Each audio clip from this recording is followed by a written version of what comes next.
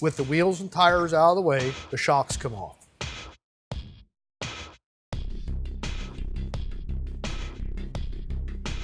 With the support under the spring, we're going to unbolt the half shafts from the hub assembly. Knock the shock mount out and remove the lower strut rod. Unbolt the spring and remove the lower arm from the car. Make note of the shim locations. You'll need to reinstall them in the same location for a starting point.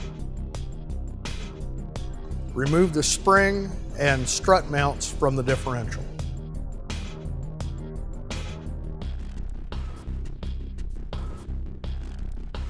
Remove one of the two through bolts and remove the support nut.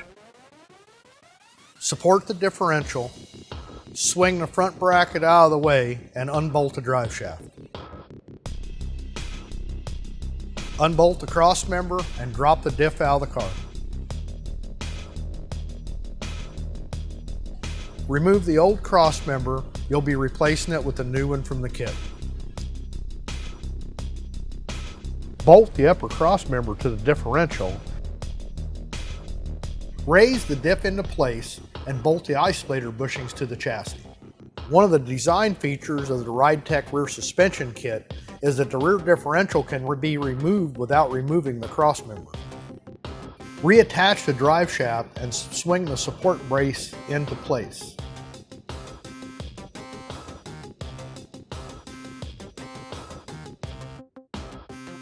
Reattach the half shafts to the differential.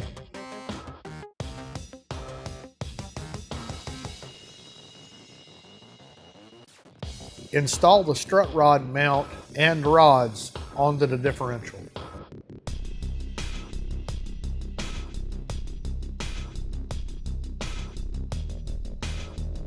We now install the spindle hubs into the new Ridetech control arms.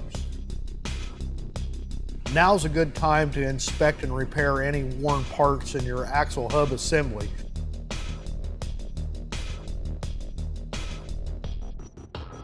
With the hub assembly installed, torque the axle nut to factory specs. Now install the lower shock bracket onto the control arm. Place the spacers into the control arm bushing and install the control arm into the car.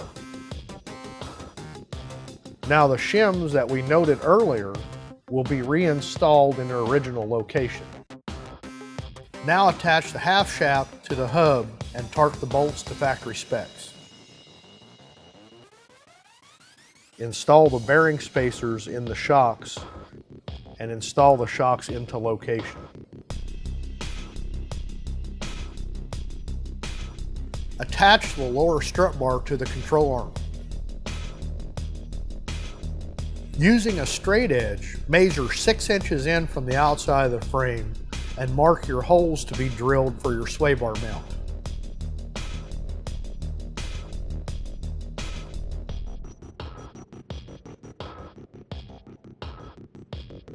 Using the supplied nut plates, bolt the brackets into place.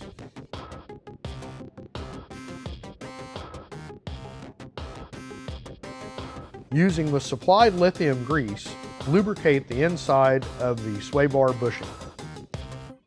Holding your sway bar in place, install your nylock nuts. Install the arms to the bar. The arms need to be clocked correctly. With the posi links installed in position, we're finished with the installation of the rear suspension.